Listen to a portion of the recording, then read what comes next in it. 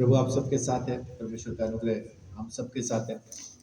और अब हम उस जगह पे जहाँ पे आके हम परमेश्वर की बातों से, परमेश्वर के वचन से कुछ बातों को सीखते और समझने की कोशिश करते हैं।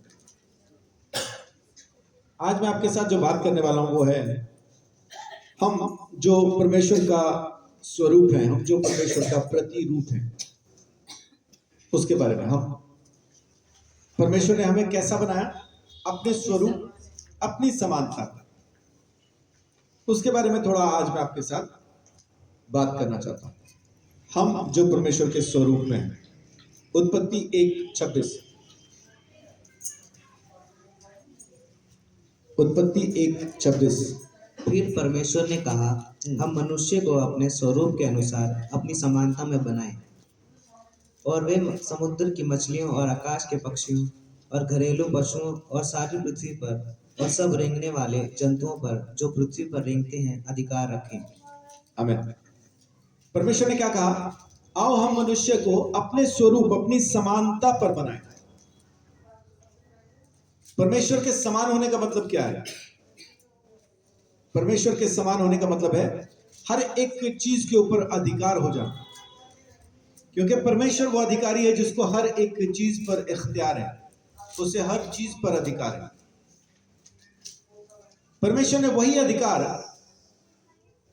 आदम को बना के उसे दिया। तुझे हक है हर चीज पर, हर बात पर, है ना। और एक बार दिया फिर वापस नहीं लेता, वो रहता ही है।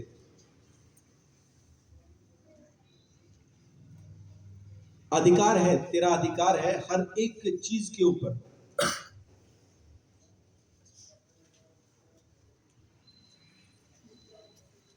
इस अधिकार के साथ आदम को जिंदगी जीना था, इस अधिकार के साथ।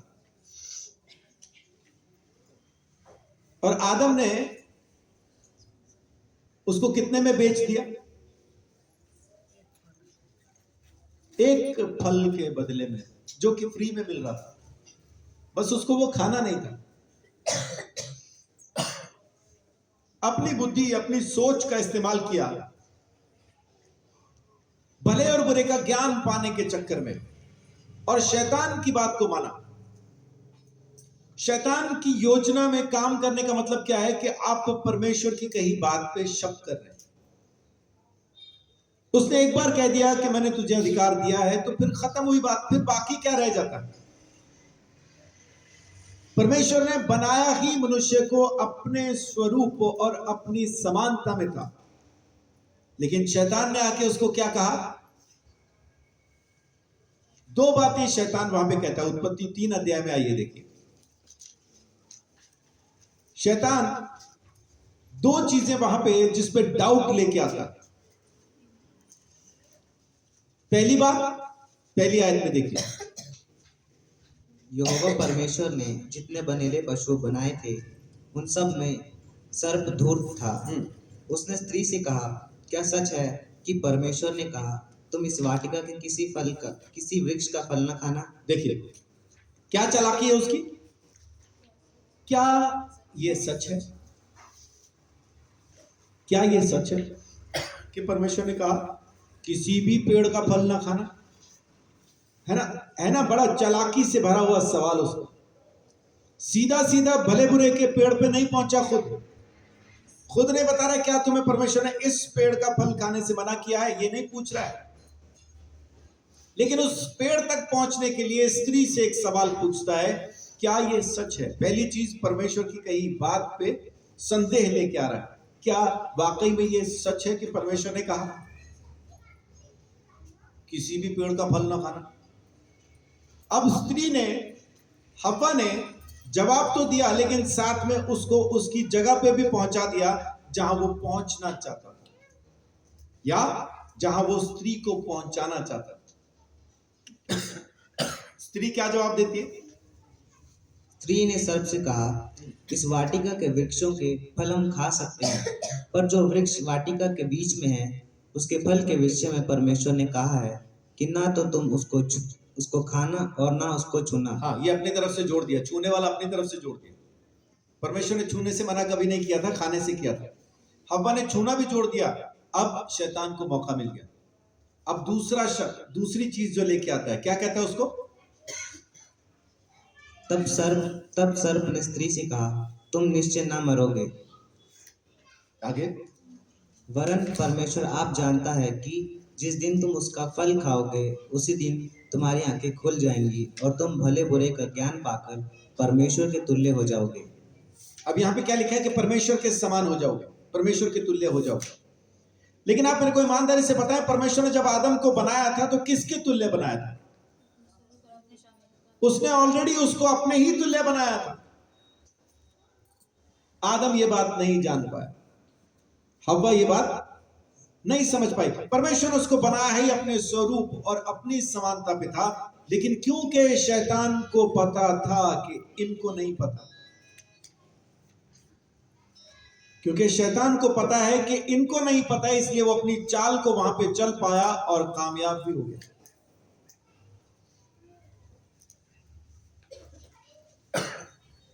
उसने कहा, शैतान ने कहा, क्या ये सच है कि परमेश्वर ने कहा कोई फल ना खाना? हव्वा ने उसको उस पेड़ तक पहुंचा दिया जहां पे ये पहुंचना चाहता था, और अपनी तरफ से उसको एक मौका भी दे दिया, छूना भी नहीं। परमेश्वर ने ऐसा कोई आज्ञा नहीं दी थी ना छूने वाली, ये अपनी तरफ से जोड़ी हुई है, वचन को बढ़ा के वहां पे बोल दिया और उसी में फंस गई। शैतान ने तुरंत पकड़ के बोला, छू के देख, नहीं मरेगी। और हवा ने जब छू के देखा, नहीं मरी। क्या खाने के बाद मर गई थी? बाइबल में लिखा है, जिस दिन खाएगा पक्का मर जाएगा। तो या तो परमेश्वर झूठ बोल रहा है क्योंकि आदम तो मरा नहीं, या फिर हम समझ नहीं पा रहे कि परमेश्वर क्या बोल रहा है। आपको क्या लगता है वहां पे क्या हुआ? आदम क्यों नहीं मरा? हाँ जी, शारीरिक रूप से तो वो मर ही चुका था, लेकिन आत्मा से तो जिंदा था। शारीरिक रूप से मरा ना वो फल खा के, परमेश्वर से शरीर दूर में हो नहीं गया। मरा ना, शरीर में जिंदा ही है, आत्मा में मर गया ऐसा कहते हैं। उसकी आत्मिक मृत्यु हो गई ये कहते हैं, परमेश्वर से जुदा हो गया ये हम कहते हैं। बाइबल में लिखा है कहीं ऐसा? बाइबल में कहीं नहीं लिखा, ये हम कहते हैं।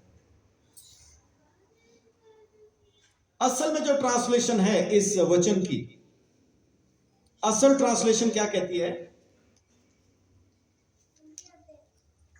जिस दिन तू खाएगा, जिस दिन तू खाएगा, ये निश्चय हो जाएगा कि तू मरेगा। It will become certain that you will die, अंग्रेजी में कह रहा है।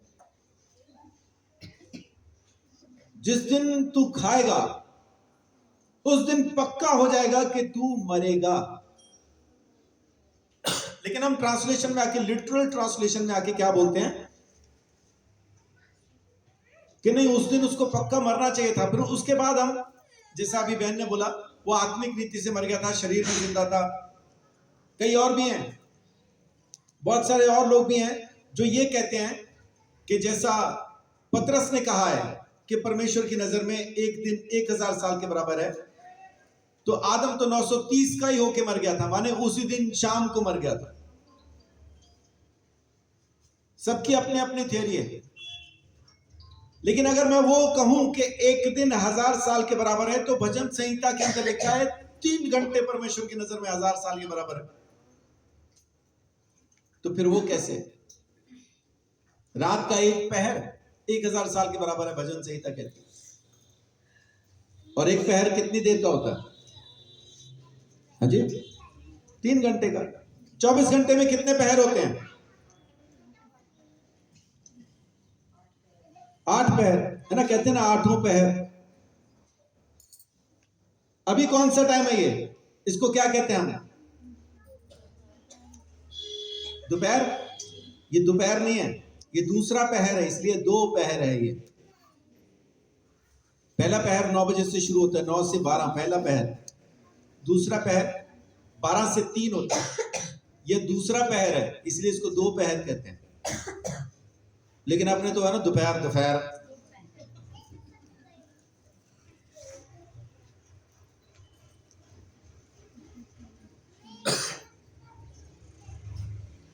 आदम को उसी दिन नहीं मरना था, बल्कि उसको यह पक्का हो जाना था कि अब मरेगा। आदम कितने साल अदन में रहा परमेश्वर के साथ, इसका लेखा कोई नहीं दे सकता। वो 1 साल रहा, 1 करोड़ साल रहा, वो 10 करोड़ साल रहा, कोई नहीं कह सकता। क्यों? क्योंकि वो समय गिना नहीं गया, उसको मरना नहीं था। लेकिन जिस दिन उसने फल खाया, उस दिन से उसके दिन गिने गए, क्योंकि अब मरेगा। तब वो 930 साल जिए फल खाने के बाद। देखिए रोमियो 5:12 में क्या लिखा?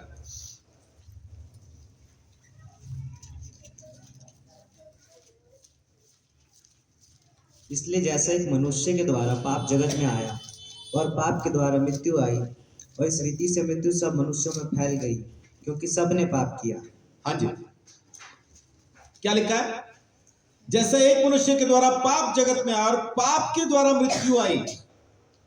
सबसे पहले पाप आया और पाप के द्वारा मृत्यु आई, और मृत्यु सब मनुष्यों में फैल गई।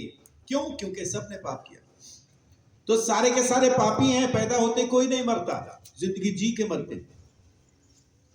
तो वहां पे भी वचन कह रहा है कि तू ये पक्का हो जाएगा, जिस दिन तू फल खाएगा उस दिन मरेगा। माने उस दिन ये तय हो जाएगा कि तू मरेगा। कुछ ट्रांसलेशंस में ऐसा है जहां पे ये आपको पढ़ते हैं तो आपको क्लियर होता है कि उस दिन ये निश्चय हो जाएगा कि तू मरेगा। उसी दिन मरना तय नहीं था। लेकिन हुआ क्या कि जैसे उसने ये फल खाया, वो अपना सारा अधिकार, वो तमाम चीजें जो उसको परमेश्वर ने दी थी, परमेश्वर के तुल्य होने जैसी, वो सब खो दी उसने। वो सब कुछ खो दिया। उसको पूरी सृष्टि के ऊपर अधिकार था। सृष्टि इन द सेंस कि जमीन के ऊपर की जितने प्राणी हैं सबके ऊपर उसको अधिकार था। जिसको चाहे बुला सकता था, जिसको चाहे भेज सकता था। जैसा जिसका उसने नाम रखा वैसा ही हो गया। और जानवर आपस में मिलजुल के रहते थे। शेर हिरन को खाता नहीं था। शेर हिरन आपस में इकट्ठा खेलते थे। खाना कब शुरू किया?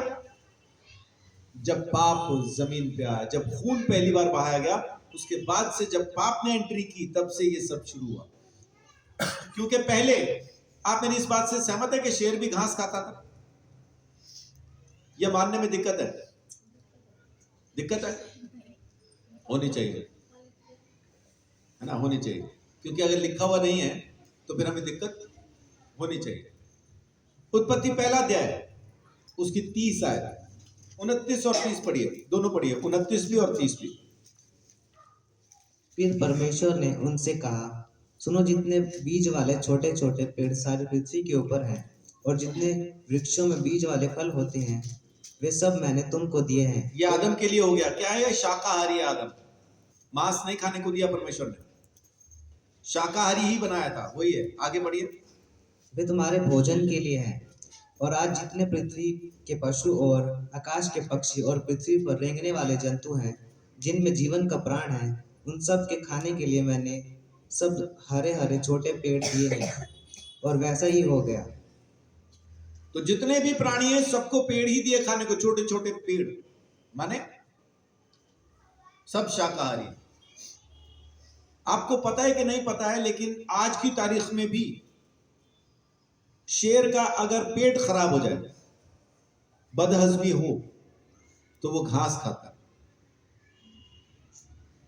ऐसा ही कुत्ता भी करता है। कुत्ते का भी पेट खराब हो तो वो घास खाता है। आपको भी सलाह है, आपका भी अगर पेट खराब हो तो घास खाएं। अपनी घास के नाम है पालक, साग, है ना? ये घास ही है। माने उन दिनों में शाकाहारी रहे जिन दिनों में आपका पेट खराब है।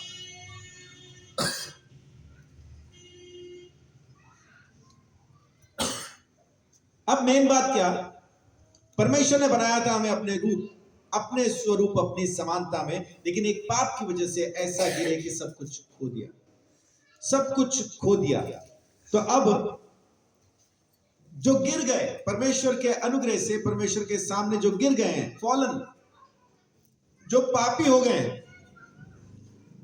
उनके लिए प्रभु यीशु मसीह ने, उनके लिए परमेश्वर ने क्या इंतजाम किया है, एक बार देखते हैं।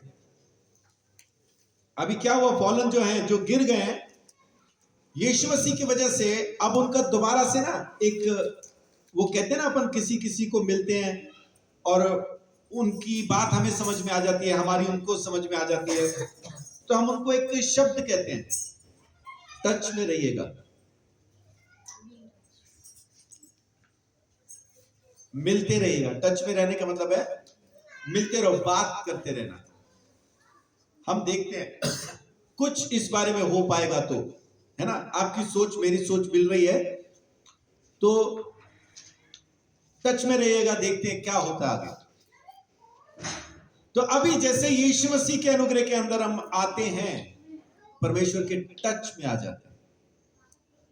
अभी हम परमेश्वर के टच में हैं, इसलिए मिलते रहना, उसको कॉल करते रहना जरूरी है, ताकि देखें कि कहां वो हमें काम में ले ले, कहां हम उसके काम में आ जाए। मिलके चलने के लिए, परमेश्वर के साथ मिलके चलने के लिए उसके टच में रहना जरूरी है, क्योंकि हम सारे के सारे पापी हैं, है ना। पहले एक बार ये देख लीजिए कि हम सब पाप में गिरे और कहानी खत्म हुई, सारे के सारे पापी हैं। रोमियो 3:23 किसी को याद है? रोमियो 3:23 किसी को याद है?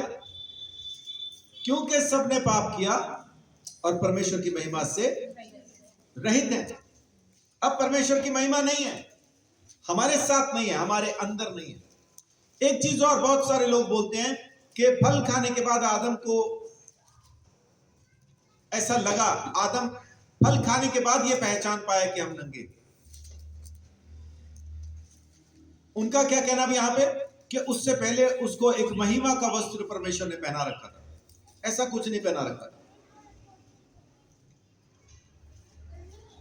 जैसे बाकी शेर, चीते, कुत्ते, भेड़िए और बकरियां, गधे ऐसा सब घूम रहे थे ना, वैसे आदम भी घूम रहा था। इन जानवरों को कौन सा महिमा का कपड़ा पहना रखा परमेश्वर ने? नंगे ही घूम रहे ना सारे। आदम भी ऐसे था। ये हमारी सोच है, हमने बहुत सारी चीजें डाली है इसमें। उसने महिमा का वस्त्र पहना था, जब आंखें खुली तो महिमा का वस्त्र उसका चला गया, फिर परमेश्वर ने उसको वस्त्र दिया। ये हमारी सोच है, बाइबल कहीं नहीं कहती ऐसा। जो बाइबल नहीं कहती, स्वर्गदूत भी कहे तो नहीं मानना, सुनने में बड़ा अच्छा लगता है, महिमा के वस्त्र थे, ऐसा कुछ नहीं था। हाँ, परमेश्वर की महिमा थी, वो रोज आके मिलता था, आदम से मुलाकात थी, वो उसके साथ टच में था। ये संबंध खत्म हो गया, उसके साथ मुलाकात खत्म हो गई। रोमियो 3:23 जैसे मैंने बोला। अब देखिए रोमियो 5:12 से 14। इसलिए जैसा एक मनुष्य के द्वारा पाप जगत में आया और पाप के द्वारा मृत्यु आई, और इस रीति से मृत्यु सब मनुष्यों में फैल गई, क्योंकि सब ने पाप किया। व्यवस्था के दिए जाने तक पाप जगत में तो था, परंतु जहाँ व्यवस्था नहीं वहाँ पाप गिना नहीं जाता। तो अभी आदम से लेकर मूसा तक मृत्यु ने उन लोगों पर भी राज्य किया जिन्होंने उस आदम जो उस आने वाले का चिन्ह है के अपराध के समान पाप न किया। जी, तो सबके सब पापी हैं, सब मर रहे हैं, सबके ऊपर मौत राज कर रही है, सब पापी हैं। लेकिन अभी कमाल क्या हुआ कि जैसे यीशु आता है तो हमारा उसके साथ एक हम उसके साथ टच में आ जाते हैं। वो चाहता है कि हम उसको, उस संबंध को रिस्टोर करें, उसको दोबारा से बनाएं। हमें जरूरत है इस चीज की। रोमियो 8:29 देखिए। क्योंकि जिन्हें उसने पहले से जान लिया है, उन्हें पहले से ठहराया भी है कि उसके पुत्र के स्वरूप में हो, ताकि वे बहुत भाइयों में पहिलौठा ठहरे। आमीन। अब क्या चाहता है परमेश्वर? हम दोबारा से स्वरूप पाएं, लेकिन इस बार किसका स्वरूप पाएं? यहां पे क्या लिखा है, किसका स्वरूप पाएं? उसके पुत्र के स्वरूप में हो। परमेश्वर के पुत्र के स्वरूप में हो, यानी इस घड़ी परमेश्वर हमें किसके स्वरूप में देखना चाहता है? प्रभु यीशु मसीह के स्वरूप। हम उसके स्वरूप में हो जाएं, वो ये चाहता है, और वो पहला हो हमारे अंदर, वो पहला।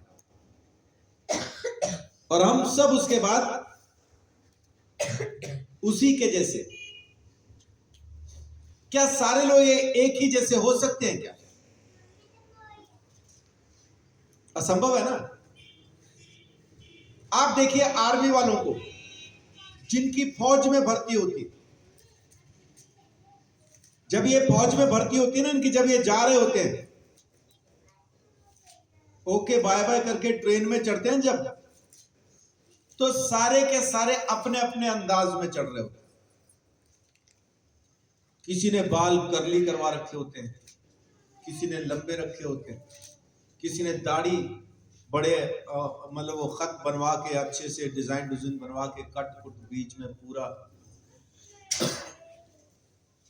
सब अपने अपने तरीके से चलते हैं और ट्रेन के डिब्बे में चढ़ते हैं।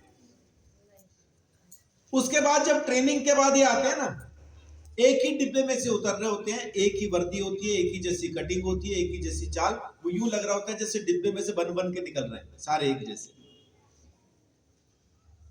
किसी में कोई फर्क नहीं होता। क्यों? क्योंकि सबने एक ही ट्रेनिंग ली, अब सब एक ही तरह से चलते हैं। उनका सोना एक जैसा, उनका उठना एक जैसा, उनका चलना एक जैसा, उनके काम एक जैसे, कटिंग एक जैसी, सब कुछ एक जैसा। अब उनके अंदर कोई फर्क नहीं रहता। क्यों? क्योंकि उनकी ट्रेनिंग एक है और एक ही जगह से ट्रेन होके वो आ रहे हैं। तो यूं लग रहा होता है जैसे बक्से में, उसमें फैक्ट्री में से ना बन बन के निकल रहे सारे एक जैसे, कद काठी एक जैसी, बाल एक जैसे, चलना एक जैसा, उनके शरीर का कॉन्स्टिट्यूशन एक जैसा, सारे एक जैसे होते हैं। वो सारे के सारे एक जैसा निकलते हैं। परमेश्वर भी यही चाहता है। चर्च में जब आते हैं, चर्च में जब हम आते हैं तो अपनी अपनी चाल में आते हैं। कोई कैसा आता है, कोई कैसा आता है, कोई कैसी आती, कोई कैसी आती है। लेकिन जब यीशु मसीह को हम जान लेते हैं, तो जब यहां से निकलते हैं ना, तो सारे एक जैसे होने चाहिए। एक जैसे किसके जैसे? जो सबसे पहला निकला। तो पहला था कौन है? प्रभु यीशु मसीह। यीशु पहला, उसके बाद जितने निकल रहे हैं वो सारे के सारे उसके जैसे ही होने चाहिए। परमेश्वर की यह ख्वाहिश है कि हम दोबारा से उसके स्वरूप में बने, और इस बार स्वरूप यीशु का है। क्योंकि वो उदाहरण देके गया ना, हमारे सामने एक जिंदगी जी के गया जिसके अंदर पाप था ही नहीं। हम सब ने वो पाप किया हो ना किया हो, लेकिन हम हर एक पाप के बारे में जानते हैं कि कैसे किया जाता है। जैसे चोरी, हम में से ज्यादा लोग ऐसे होंगे जिन्होंने कभी नहीं की होगी, एक आध होगा मेरे जैसा भी, लेकिन ज्यादा होंगे जिन्होंने नहीं की होगी। लेकिन जिन्होंने नहीं की है, उनको क्या ये नहीं पता चोरी होती कैसे है? सब जानते हैं। जब कोई ना देख रहा हो, समेट दो, उसी को चोरी करो। खून हमने नहीं किया, किसी ने भी नहीं किया, मैंने भी नहीं किया, लेकिन क्या हमको नहीं मालूम कि खून कैसे होता है? सब जानते हैं। लेकिन कमाल की चीज क्या है कि प्रभु यीशु मसीह जो जमीन के ऊपर पाप ही उठाने के लिए आया था, पाप का दंड उठाने के लिए आया था, उसको पता ही नहीं था पाप होता क्या है, चोरी होती कैसे है यीशु को पता नहीं, खून होता कैसे यीशु को पता नहीं। उसकी सोच में ही नहीं था। उसकी सोच पूरी तरह से पवित्र है। बाइबल कहती है जो पाप से अज्ञात था, उसको पता ही नहीं पाप के बारे में होता क्या है। अब परमेश्वर हमको वैसा चाहता है कि हम बन जाए। हमारे अंदर जरा सा भी पाप बाकी, कहां पे? सोच में, कामों में नहीं। आप कामों से पाप खत्म कर सकते हैं, सोच में नहीं होता। आपकी सोच में पाप खत्म होना चाहिए, कामों से कोई लेन देन नहीं। आपकी सोच में पाप नहीं होगा तो कामों में आ ही नहीं सकता। लिखा है ना, जो परमेश्वर से पैदा हुआ वो पाप कर ही नहीं सकता। क्यों? क्योंकि वचन से, परमेश्वर के वचन से पैदा हुआ। तो ये चीज वो चाहता है कि हम ऐसा बने। कुलुसियों 3:10,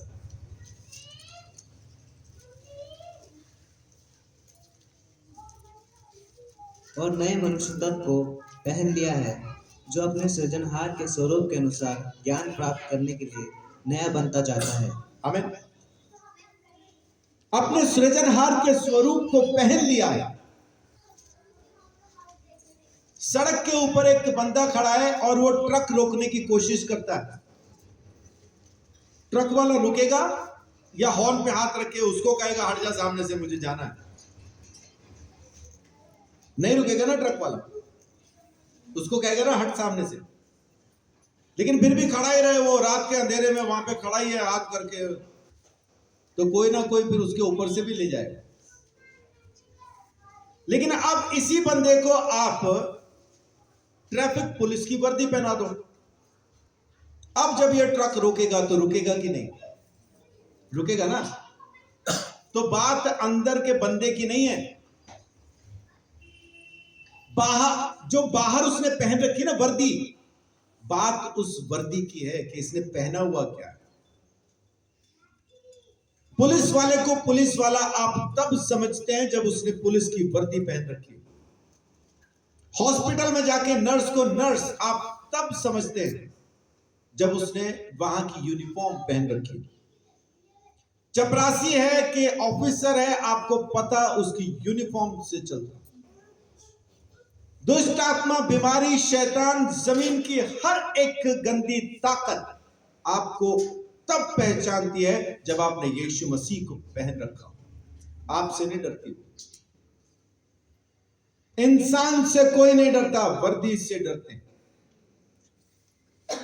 आईजी इंसान है, इंसान से नहीं डरता कोई, लेकिन आईजी जब अपनी वर्दी में होता है अच्छे अच्छे कांपते हैं उसके सामने। डर उस वर्दी का है जो आपने पहन रखी है। वचन कह रहा है कि अपने सृजनहार के स्वरूप में हो जा, ज्ञान प्राप्त करने के लिए नया होता जा। कैसे? क्योंकि तूने अपने सृजनहार को पहन लिया, तूने पुराने मनुष्यत्व को उतार के फेंक दिया और नए कपड़े पहने। आप यीशु मसीह को पहनो। एक आदमी बिस्तर में पड़ा है, कुछ नहीं, उसको सोना है, उसको सोना है। मेरा कान खुल गया। उसको सोना है,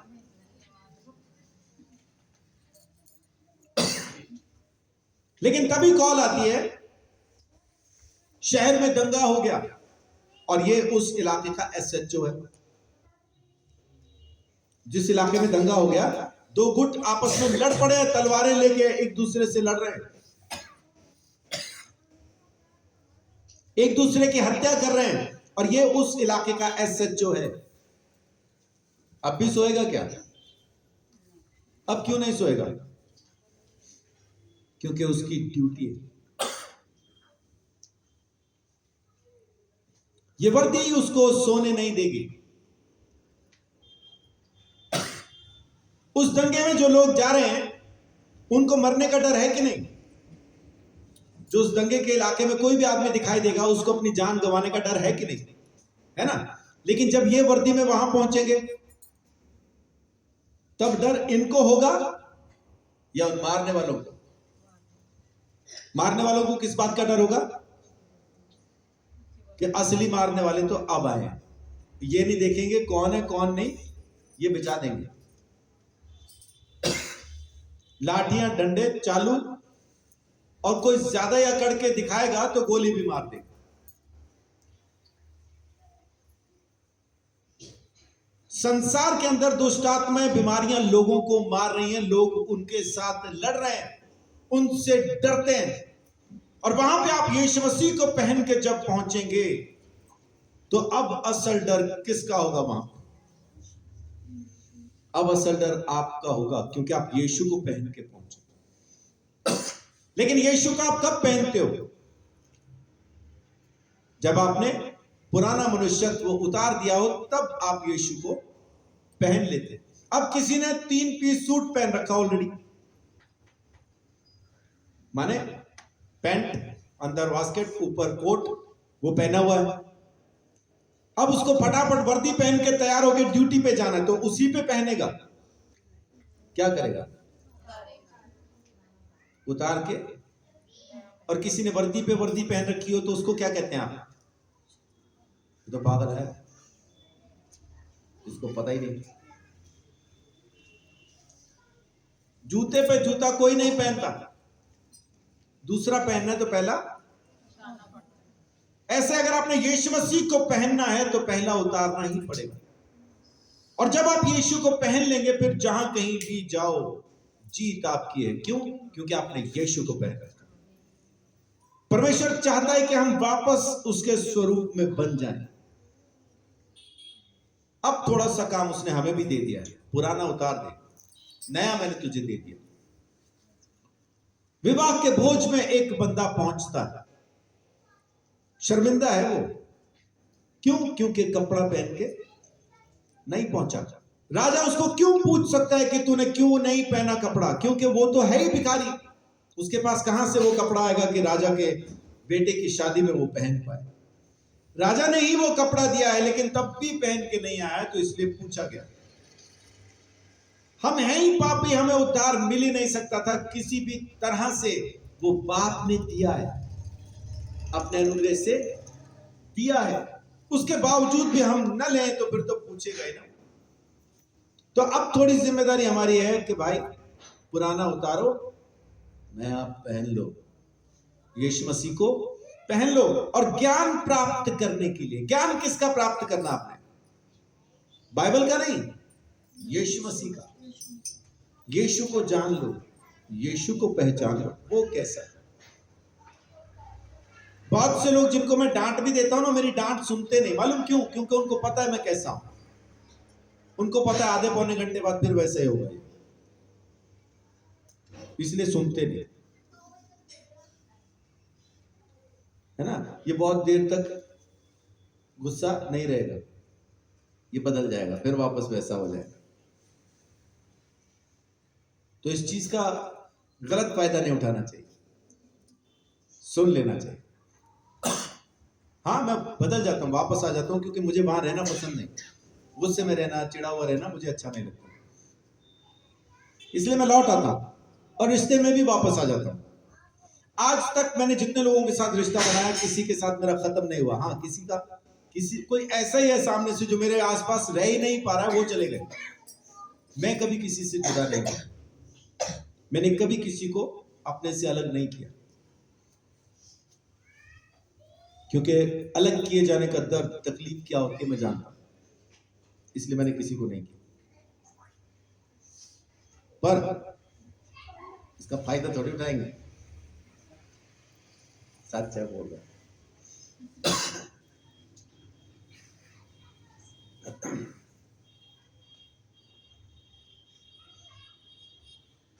यीशु मसीह को पहन लीजिए, उसके बाद आप जाइए संसार में, जीत आपकी।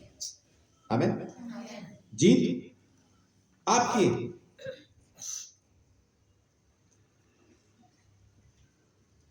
अब इस चीज को करने के लिए परमेश्वर ने हमारे लिए कुछ थोड़ा थोड़ा काम करना शुरू किया। माने जैसे हम उसमें आए हैं ना, पूरी तरह से तो नहीं, लेकिन काफी हद तक परमेश्वर ने हमें अपने स्वरूप में, अपनी समानता में बना दिया। पूरी तरह से तो नहीं बने अभी, लेकिन काफी हद तक बना दिया। प्रेरितों के काम 17 अध्याय,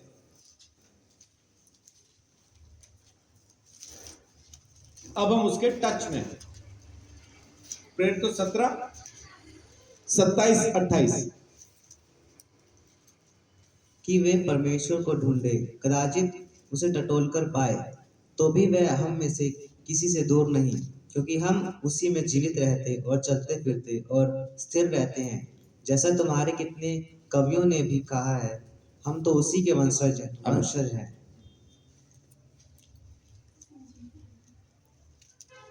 बाइबल क्या कहती है कि तुम उसको ढूंढो, टटोलो, तुम्हें मिल जाएगा, क्योंकि वो दूर नहीं है, वो दूर नहीं है। लोग परमेश्वर को ना काफी दूर महसूस करते हैं, हमारी आवाज उस तक नहीं पहुंच रही, ऐसा आसमान की तरफ मुंह उठा के हम बात करते हैं, ऐसा सोचते, वो कहीं बहुत दूर वहां पे। लेकिन परमेश्वर का धन्यवाद, उसने अपने बेटे प्रभु यीशु मसीह के द्वारा हमें अपना पवित्र आत्मा दिया, जो हमारे अंदर, हमारे आसपास रहता। हम उसमें चलते फिरते, हम उसमें चलते फिरते। पवित्र आत्मा का बपतिस्मा, यह शब्द आपने बहुत बार सुना होगा। बपतिस्मा शब्द का मतलब क्या है? ग्रीक वर्ड है ये, बैप्टिजो से लिया गया।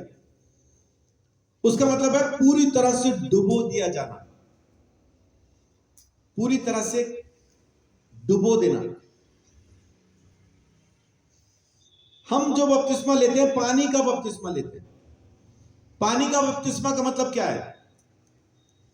पानी में पूरी तरह से डुबो दिए जाना। पवित्र आत्मा का बपतिस्मा का मतलब क्या है? पवित्र आत्मा में पूरी तरह से डुबो दिए जाना। हम पता नहीं क्या क्या समझते रहते हैं इसको।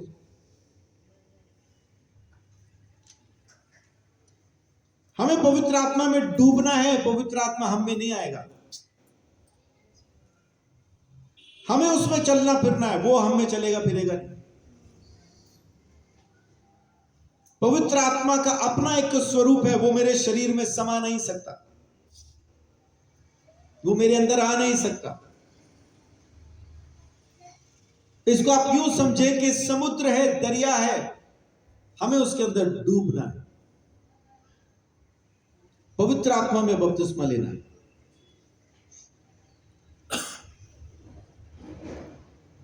उत्पत्ति पहले अध्याय के अंदर पहली आयत क्या है? आदि में परमेश्वर ने सृष्टि की। और कैसी थी तब सृष्टि? पृथ्वी बेडौल, सुनसान, अंधकार में और गहरे जल में डूबी थी। और वहां पे क्या था? परमेश्वर का आत्मा मंडलाता था। लेकिन वहां हो कुछ नहीं रहा है। परमेश्वर का आत्मा है लेकिन हो नहीं रहा कुछ भी। बेडौल है, सुनसान है, वैसी की वैसी है, पानी में अंधेरे में डूबी है, कुछ नहीं हो रहा। परमेश्वर का आत्मा है वहां, तब भी कुछ नहीं हो रहा। अब आया परमेश्वर का वचन, उजियाला हो, लाइट बी,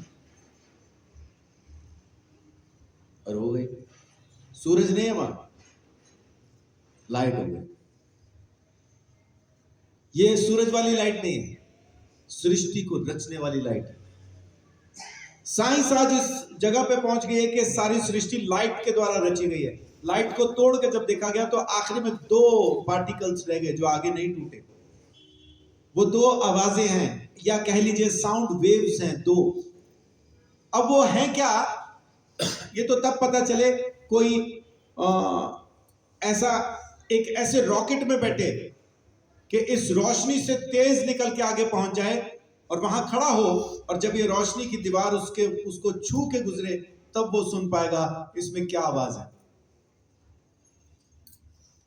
आज भी साइंस कहती है कि सृष्टि होती जा रही है, स्पेस एक्सपैंड कर रहा है चारों तरफ। और उन्होंने एक चीज और कही है कि ये इलास्टिक जैसे होती है ना, इलास्टिसिटी, उसकी तरह से ऐसा खींच रही है। और एक टाइम आएगा जब ये अपनी पूरी उसमें आ जाएगी, और जैसे ही इसके अंदर वो इलास्टिसिटी खत्म होगी तो वहां से ये वापस आएगी, और जो कुछ रचा है वो सब खत्म हो जाएगा। बाइबल में लिखा है, मेरे को समझ नहीं आता था, मैं चादर के जैसा इसको समेट दूंगा। मुझे समझ नहीं आता था सृष्टि को चादर के जैसा परमेश्वर कैसे समेटेगा। साइंस ने बताया ये बिजली जब लौट के, ये लाइट जब लौट के आएगी, सब खत्म हो जाएगा। तो ये रोशनी सूरज की रोशनी नहीं है। बहुत सारे लोग कहते हैं सूरज तो था नहीं, बाइबल में लिखा है रोशनी बगैर सूरज की रोशनी कैसे होगी। ये वो रोशनी है ही नहीं, ये वो रोशनी है जिसने सृष्टि को रचा। पृथ्वी बेडौल, सुनसान, अंधेरे में, पानी में डूबी हुई, आत्मा है वहां, काम नहीं हो रहा है। अभी फिर दोबारा से परमेश्वर ने अपने पवित्र आत्मा को भेज दिया, और इस बार भरपूरी के साथ भेज दिया, सारी जमीन पर भेज दिया। अब इसको यूं समझें बाइबल कहती है, होशे कहता है कि जिस तरह से जल होता है ना पृथ्वी भर के ऊपर, ऐसा ही परमेश्वर का आत्मा, उसका वचन भी होगा। हम उसमें डूबे हुए, यह है पवित्र आत्मा का बपतिस्मा। हम पवित्र आत्मा में हैं और वचन हमारे साथ है, इस वजह से हम जो कहेंगे वो हो जाएगा। आमीन। यहां पे लिखा है कि वो परमेश्वर को ढूंढेंगे, टटोलेंगे और पा भी लेंगे, क्योंकि वो हम में चलता फिरता, हम उसमें चलते फिरते। देखिए क्या लिखा है 28 में, क्योंकि हम स्थिर रहते जैसा क्योंकि हम उसी में जीवित रहते और चलते फिरते, उसी में हम जिंदा भी हैं और उसी में हम चलते फिरते भी हैं और स्थिर भी रहते हैं, जैसा तुम्हारे कितने कवियों ने कहा। तो अब हम उसमें चल रहे हैं, फिर रहे हैं, परमेश्वर के टच में हैं, परमेश्वर से बात कर सकते हैं, क्योंकि हम उसी में घूम रहे हैं। पवित्र आत्मा है जमीन पे, हम उसी के साथ बात कर सकते हैं, उसके टच में है, यीशु मसीह के अनुग्रह से। क्योंकि वो गया, जाके उसने पवित्र आत्मा भेजा, लेकिन ये अभिषेक, ये बपतिस्मा उन्हीं का होता है जिन्होंने यीशु को प्रभु स्वीकार किया। पवित्र आत्मा से बात वही कर पाते, नहीं तो पहले के जैसा पवित्र आत्मा है वहां पे, लेकिन जिंदगी सुनसान है, बेडौल है, अंधेरे में है, पानी में डूबी। जो लोग प्रभु यीशु मसीह को नहीं जानते उनके साथ आज भी वैसे ही है। पवित्र आत्मा तो है, लेकिन जिंदगी वैसे, बेडौल, सुनसान, अंधेरे में, पानी में डूबी। लेकिन जैसे यीशु आता है, वचन आता है, सृष्टि को रचने वाली ज्योति आ जाती है। यीशु कहता है जगत की ज्योति मैं हूं, है ना, वो कर देता है। अब जो मसीह यीशु में है वो सब नई सृष्टि, पुरानी बातें, और पुरानी कैसी थी सृष्टि? अंधेरे में बेडौल, सुनसान, पानी में डूबी, वो बीत गई। अब देखो जमीन कैसी है, बड़ी खुशहाल, है ना, हरियाली, जानवर, सब कुछ बहुत बढ़िया। पुराना खत्म हुआ, अब सब कुछ नया। अतः अब जो मसीह यीशु में है नई सृष्टि है, पुरानी बातें बीत गई, देखो सब कुछ नया हो गया। कब? जब हम उसको ढूंढना शुरू करते, जब पवित्र आत्मा में, उसके अभिषेक के अंदर जब हम आ जाते हैं। उसने हमारे अंदर से जो दूसरों को मार डालने की, खत्म करने की, एक विरोध की, लड़ाई झगड़े की जो भावना थी, उसे खत्म किया है। उत्पत्ति 9:6। जो कोई मनुष्य का लहू बहाएगा, उसका लहू मनुष्य से ही बहाया जाएगा। हाँ, जो तलवार से जिएंगे तलवार से मरेंगे। आप महसूस करके देखिए, जो गुंडा होगा, बदमाश होगा, जो लोगों को मारता होगा, जिसका कत्ल करना ही काम होगा, एक दिन उसे भी कत्ल कर दिया जाएगा। या तो गुंडे कर देंगे या पुलिस वाले कर देंगे। परमेश्वर ने वो ठहरा दिया पवित्र आत्मा के द्वारा कि अब तुम ये नहीं करना। हमारे अंदर से वो खूनी, बहुत से लोग ऐसे हैं जो जेल में, जिन्होंने कत्ल की सजा काटी, लेकिन जेल में रहते हुए उन्होंने यीशु मसीह को जान लिया। अब यीशु को जब जेल से जान के बाहर आए हैं, तो बदला हुआ आदमी बाहर आया, वो खूनी अंदर ही रह गया, वो खत्म हो गया। शंकर बोल के एक नेपाली थे यहीं पे अंबाला की जेल में, रसोई में उनका काम था, वो कैद हुई थी, उसको कत्ल किया। उसको ज्यादा पढ़ा लिखा नहीं था, लेकिन यीशु मसीह को जान लिया था और जेल में रह के वो प्रार्थनाएं किया करता था परमेश्वर के सामने। जेल में है, वहां पे रोटी बनाता है रोज, क्योंकि कैदी है ना, कैदियों को काम करना पड़ता है। हवालाती ऐश करके आते हैं, हवालातियों को कुछ नहीं करना है, वो पढ़ के सोएंगे, खाना खाएंगे, फिर सो जाएंगे। जो कैदी हैं वो काम करते हैं। अब ये काम करता था वहां शंकर, लेकिन साथ में प्रार्थना भी किया करता था। इसके पास जेल के दूसरे लोग पहुंचा करते थे, हमारे लिए प्रार्थना कर, और प्रार्थना करते हुए भविष्यवाणियां भी करता था, और जो कह देता था वो हो जाता। अभी कहां है पता नहीं।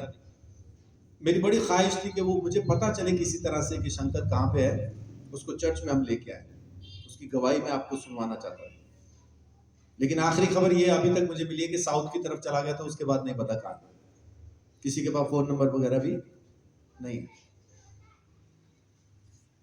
परमेश्वर तो परमेश्वर है, जिसके द्वारा चाहे सो काम कर सकते। उसने हमारे अंदर से खूनी को निकाल बाहर किया है। अब हमारे अंदर खूनी नहीं है, बदल दिया उसने, चीजें बदल दी। अब हम पहले जैसे नहीं है ना। उसने हमारे अंदर से श्राप को भी निकाल दिया। याकूब 3:9 देखिए।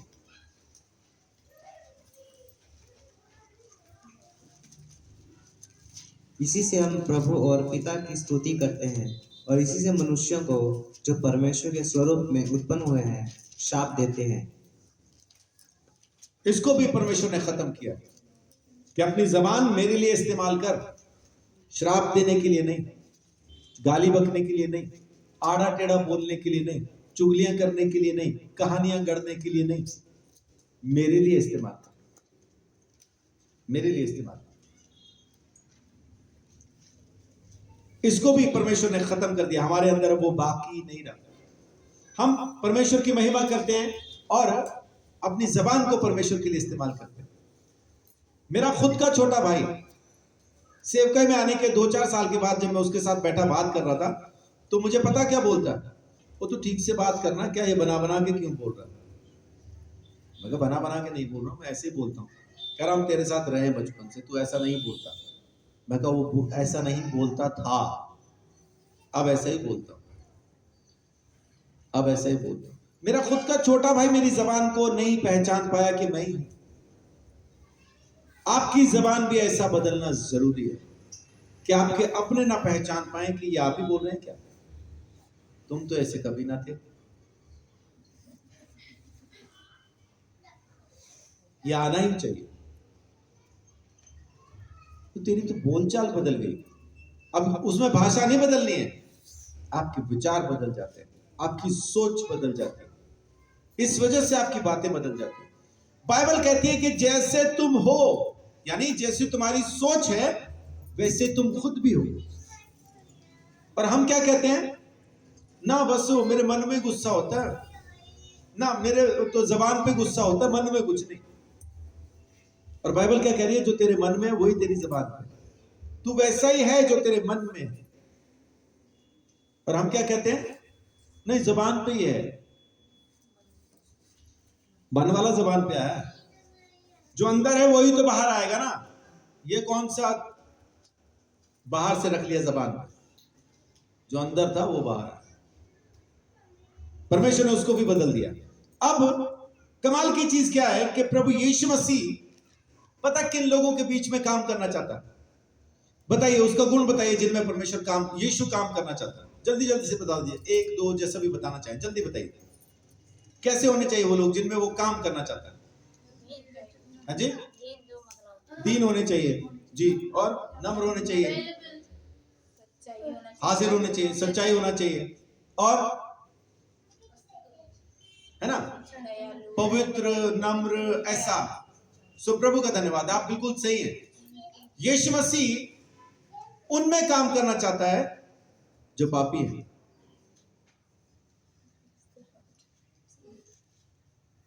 पापियों को बदल के वो अपने जैसा बना देना चाहता है। हमें हम में से कोई भी ऐसा है नहीं, ना हम नम्र हैं, ना दीन है, ना धर्मी है, ना अवेलेबल है। हम सब अपने अपने स्वभाव में जी रहे हैं। परमेश्वर का धन्यवाद कि उसने हमारे स्वभाव को देखा ही नहीं, खाली हमें देखा, हमसे मोहब्बत की और हमें कहता है मैं तुझे अपने लिए इस्तेमाल करना चाहता हूं।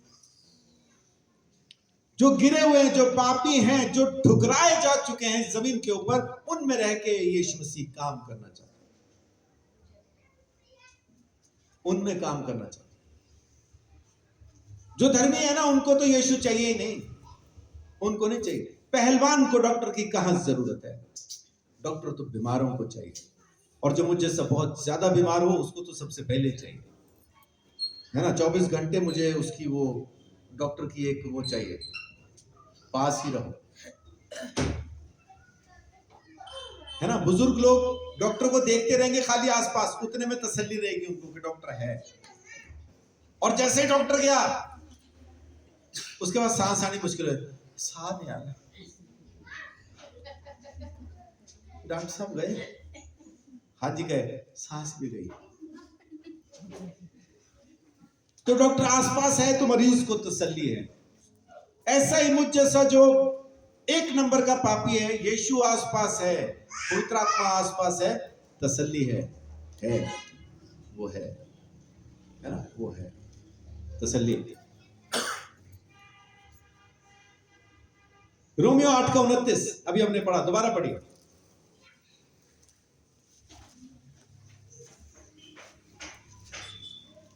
क्योंकि जिन्हें उसने पहले से जान लिया है उन्हें पहले से ठहराया भी है कि उसके पुत्र के स्वरूप में हो। आमीन। जिनको उसने जान लिया उनको ठहराया भी है कि वो उसके पुत्र के स्वरूप में हो, ताकि वो यानी यीशु बहुत से भाइयों में पहला उठा। तो अब परमेश्वर क्या चाहता है? रिस्टोर करना चाहता है, हमें वापस दोबारा से स्थापित करना चाहता है अपने बेटे के जैसा। 2 कुरिन्थियों 3:18। परंतु जब हम सब के उघाड़े चेहरे से उघाड़ा चेहरा कौन सा होता है? खुला चेहरा, जिसपे कोई पर्दा ना हो, नकाब ना हो, आपका चेहरा साफ दिखाई दे रहा हो। उघाड़े चेहरे से प्रभु का प्रताप इस प्रकार प्रकट होता है कि जिस प्रकार दर्पण में जो प्रभु के द्वारा जो आत्मा है, हम उसी तेजस्वी स्वरूप में अंश अंश करके बदलते जाते हैं। आमीन। उसी तेजस्वी रूप में अंश अंश करके बदलते जाते हैं। अब हम जो पुराने विश्वासी हैं ना, नए आए विश्वासी को हम तुरंत चाहते हैं, कल प्लॉट लिया, आज 3 मंजिला बिल्डिंग होनी चाहिए। कल प्लॉट लेके आज 3 मंजिला बिल्डिंग नहीं होती है, उसमें टाइम लगता है। बिल्डिंग ईंट ईंट करके बनती है। विश्वासी को भी अंश अंश करके बदलने दीजिए। हम कहते हैं बदल ही नहीं रहा, बदल ही नहीं रहा। 1.5 फुट की दीवार हो चुकी है वहां पे, हम कह रहे नहीं बन ही नहीं रहा कुछ, वहां पे बन गई है, 1.5 फुट दीवार है। अभी आप उसको दीवार ना माने, क्योंकि 1.5 फुट की है, कुत्ता भी निकल जाएगा, बिल्ली भी निकल जाएगी, यानी उसकी जिंदगी में वही कुत्ते बिल्ली आ रहे जा रहे हैं जो बिना दीवार के आते जाते थे। आपको लगता है कुछ नहीं बदला, नहीं, 1.5 फुट की है दीवार वहां। तो धीरे धीरे एक एक ईंट करके फिर वो 3 फुट, 4 फुट, 10 फुट की हो जाएगी। लेकिन हम उसकी दीवार को उठने नहीं देते, कुछ नहीं करके लताड़ के फिर दोबारा तोड़ देते उसकी दीवार, और फिर आखिर में कहते देखा है नहीं ना कुछ, वो बनने तो दो, बनने दो ना।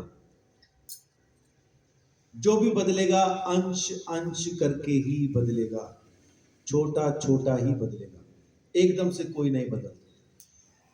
संगीत सीखना सबसे मुश्किल क्यों है?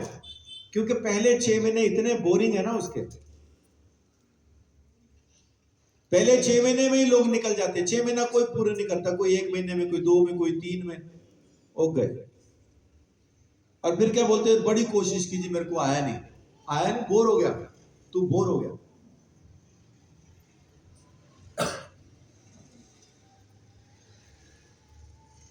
कौन है जो रोज सुबह उठ के बस एक ही चीज सा, कौन?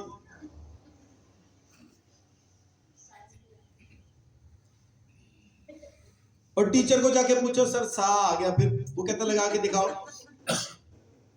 वो उसके सामने हम लगाते पूरा करके सा, नहीं अभी करो, सा नहीं आया, सा नहीं आया,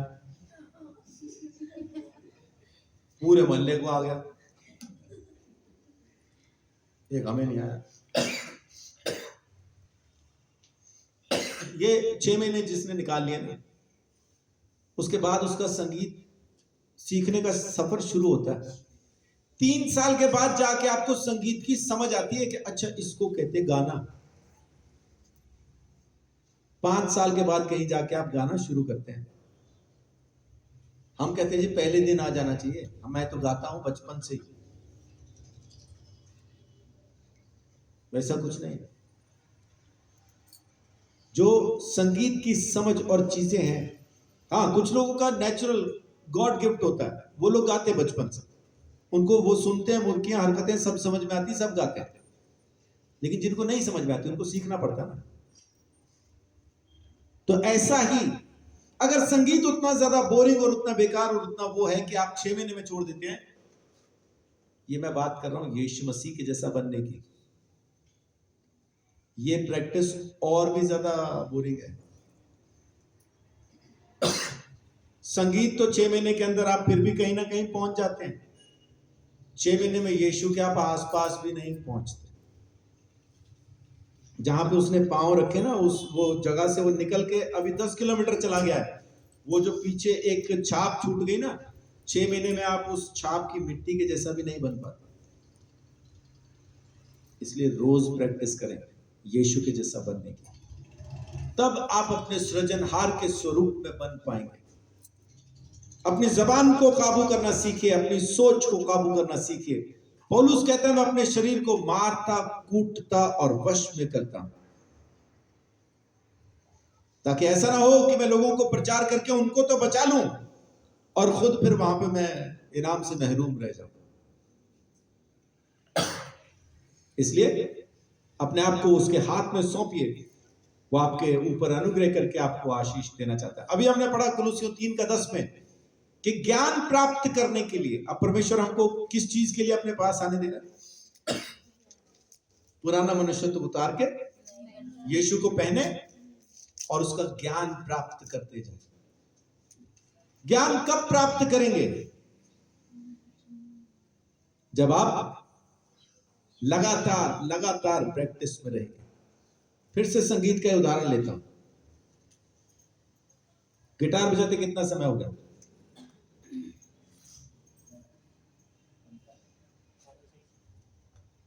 2014 से,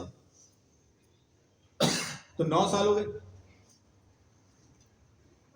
ये सा है, गा कहां होगा? ये 14 साल हो गए, सोचना पड़ रहा उसको। 9 साल हो गए उसको, अभी भी ये नहीं पता सा के बाद गा कहां है। क्यों? वो बजा ही रहा है, प्रैक्टिस नहीं कर रहा। उसको गिटार बजाने की प्रैक्टिस है। ये सामने बैठा, देखो वो उदाहरण, इसलिए मैंने इसको पकड़ा। अविशा होती वो बता देती मेरे को गा कहां है। क्यों? वो क्यों बता देती? क्योंकि वो कर रही है सारे काम मेरे साथ बैठ के, पापा सा लगाना। ये क्यों नहीं बता पा रहा? क्योंकि लगाता नहीं। हाँ, गिटार में पूछ लेता मैं इसको कि डी माइनर अगर कॉर्ड है तो उसके साथ और क्या क्या बजेगा? डी माइनर के साथ और क्या क्या बजेगा? हाँ, बता दिया ना, वो सी बजेगा, ऐसा बजेगा। वो बजा रहा है, वो उसकी प्रैक्टिस है, उतना ही बता सकता। यीशु मसीह के जैसा बनने के लिए आपको रियाज की जरूरत है, रोज प्रैक्टिस की जरूरत है, यीशु मसीह के जैसा बनने की जरूरत है। यीशु कहता मेरे जैसे बनो, तो नकल करना शुरू करो यीशु की। यीशु ऐसे उठता होगा, यीशु ऐसे बैठता होगा, यीशु यूं बात करता होगा, यीशु यूं सुनता होगा, यीशु यूं प्रार्थना करता होगा। सारी रात वो परमेश्वर के सामने ऐसे बैठता होगा, परमेश्वर से वो इस तरह से बात करता होगा। एक्टिंग करना शुरू कीजिए। आप जब उसकी नकल उतारना शुरू करेंगे, उसके जैसा आप इमिटेट करना शुरू करेंगे, उसके जैसा ही आप बनने की कोशिश करेंगे, तब बन पाएंगे। उसका ज्ञान प्राप्त करते जाओ, यीशु मसीह के जैसा बनते जाओ, यीशु मसीह के जैसा। दूसरों को मत देखो, वो ऐसा, वो वैसी, वो कैसा, वो कैसी। हम सब पापी हैं, सारे के सारे पापी। अपने आप को कंपेयर करना तो यीशु से कीजिए, वही हमारा असली आदर्श है, और वो हमें नया बनाता है ताकि हम धर्मी बन जाए। इफिसियों 4:24। और नए मनुष्यत्व को पहन लो, जो परमेश्वर के अनुरूप सत्य की धार्मिकता और पवित्रता में सृजा गया है। आमीन। परमेश्वर की धार्मिकता में सृजा गया है, उसको पहन लो। यीशु मसीह को पहन लो, उसके स्वरूप में हो जाओ। क्यों? क्योंकि वो परमेश्वर की धार्मिकता में सृजा गया। पहली चीज परमेश्वर की धार्मिकता में सृजा गया, और दूसरा क्या? सत्यता के अंदर। देखिए, दोबारा पढ़िए, क्या है उस आयत में? और नए मनुष्यत्व को पहन लो, जो परमेश्वर के अनुरूप सत्य की धार्मिकता और पवित्रता में सृजा गया है। आमीन। सत्य की धार्मिकता और पवित्रता में सृजा गया। तो दो चीजें यहां पे हैं, सत्य की धार्मिकता, सत्य की पवित्रता। उसी के स्वरूप में सृजा गया है, वैसे ही हो जाओ। यीशु मसीह के जैसा धर्मी, यीशु मसीह के जैसा पवित्र, सत्य की धार्मिकता, सत्य की पवित्रता, उसके अंदर वो सृजा गया, वैसे ही हो जाओ। और एक दिन आएगा, एक दिन आएगा जब हम पूरी तरह से, पहला कुरिन्थियों 15 अध्याय, पूरी तरह से प्रभु यीशु मसीह के जैसा बन जाएगा। उसकी 49 पढ़िए। और जैसे हमने उसका रूप धारण किया जो मिट्टी का था, वैसे ही उस स्वर्गीय का रूप भी धारण करेंगे। जैसे हम आदम के जैसा बने ना, जो मिट्टी का था, हम मिट्टी में वापस मिल जाते हैं। आदम के जैसा जब हम बनाए गए हैं, तो एक दिन हम प्रभु यीशु मसीह के जैसा भी बनाए जाएंगे। जब वो हमें महिमा का शरीर मिलेगा, हम उसके जैसे हो जाएंगे। अभी उसने हमें पूरी तरह से नहीं बदला, कुछ काम हमारे ऊपर छोड़ दिया, कुछ उसने किया और कहा अब ये करो, मैंने तुम्हारे लिए ये कर दिया। लेकिन एक दिन आएगा जब वो सारे काम को पूरा कर देगा। जैसे ये आदम जो मिट्टी का बना था, हम भी मिट्टी के बने हैं, ऐसा यीशु जो स्वर्गीय है, हमें भी वैसा ही स्वर्गीय बना दिया जाएगा। आमीन।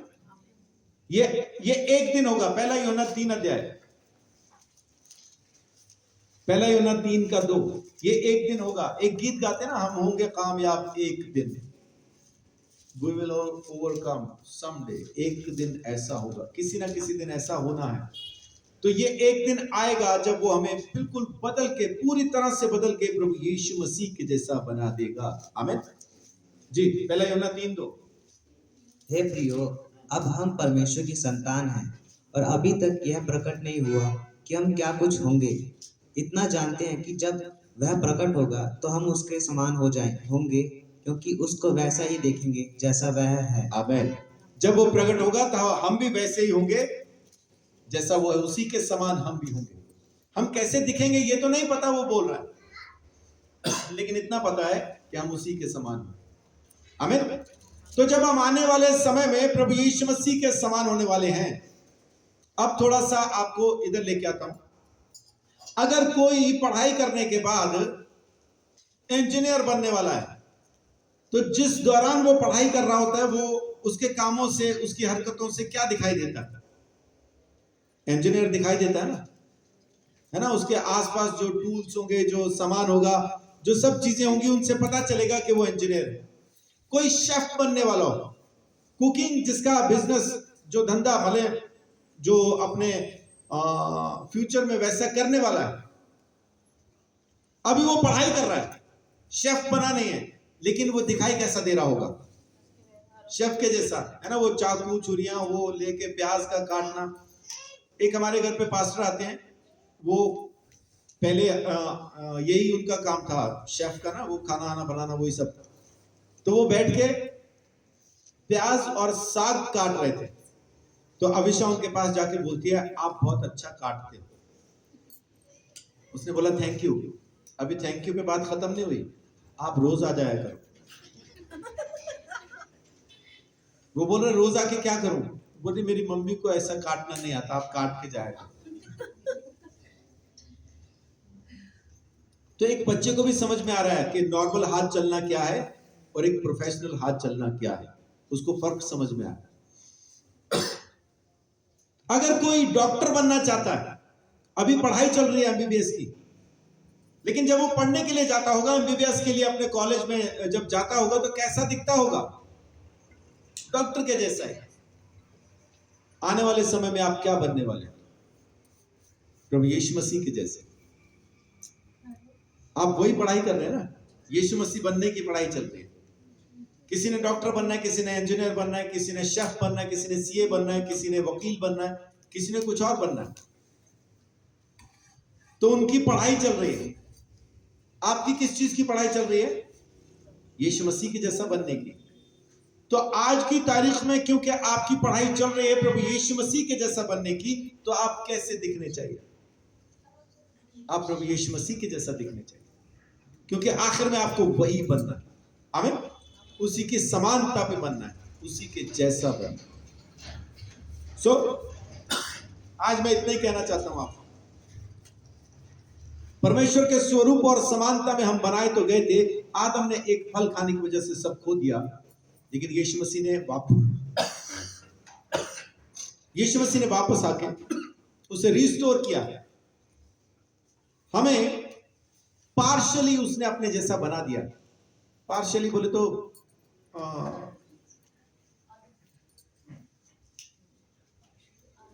हाँ जी, आधा आधा जैसा उसने हमें बना दिया, वैसा है ना, कुछ कुछ वैसा बना दिया। हम कुछ कुछ वैसा बन गए, लेकिन अब जब वो आएगा तब हम हूबहू यीशु मसीह के जैसा ही बन जाएंगे। आमीन।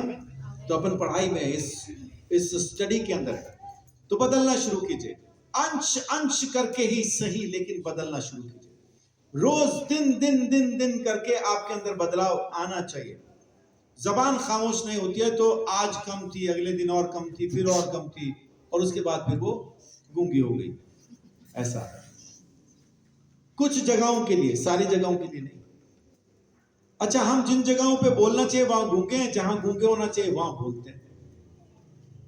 बोलने की जगह है जहां सुसमाचार सुनाना, वहां अपन गूंगे, आते ही नहीं। हम क्या बोले? मैं कोई पढ़ा लिखा हूं, मैं कोई पास्टर हूं, लेकिन जहां पे खामोश रहना है वहां पे पूरा बोलने के बाद फिर हम बोलते हैं। बस जब मेरा दिमाग खराब होता है ना, तब मुझे याद नहीं रहता। क्या याद नहीं रहता? मैं यीशु मसीह के जैसा हूं, ये याद नहीं रहता। मैंने एक पास्टर को कहते सुना, कह रहे जब मुझे गुस्सा आता है ना, मैं बोलता हूं परमेश्वर खुदा मेरा हाथ छोड़।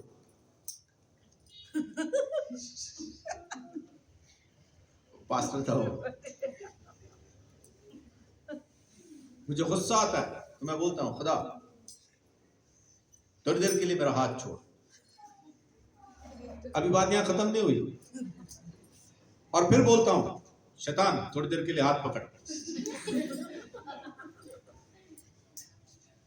और उसके बाद फिर वो भिड़ जाता है।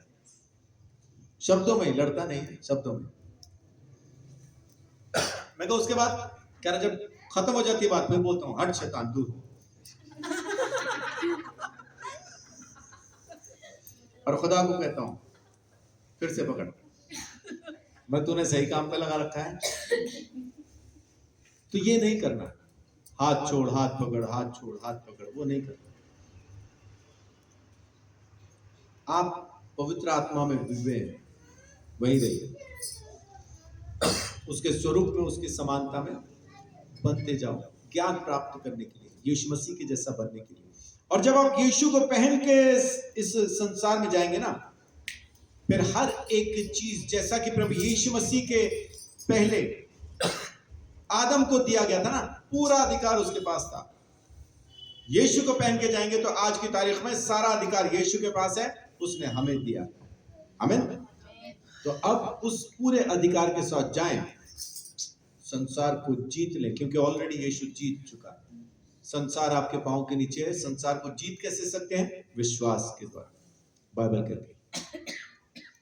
सो परमेश्वर आपको बहुत आशीष, बड़ी बरकत दे, अपने अनुग्रह के अंदर संभाल के रखे।